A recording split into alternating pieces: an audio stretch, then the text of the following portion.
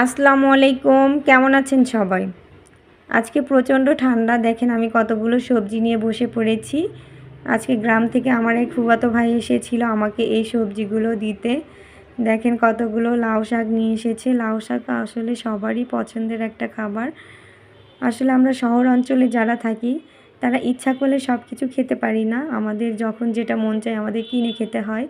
আর গ্রাম অঞ্চলের মানুষদের দেখেন তারা ইচ্ছা করলে সবই পারে। নিজে হাতে নিজে চাষ করে খাওয়ার মজাটাই অন্যরকম, তাই না? আমার তো তাই মনে হয়। দেখেন আমার জন্য আমার কতগুলো সবজি পাঠিয়েছে। লাউটা দেখেন কত কচি। আর গ্রাম থেকে যখন আমাকে কেউ কিছু পাঠায় আমার অনেক ভালো লাগে।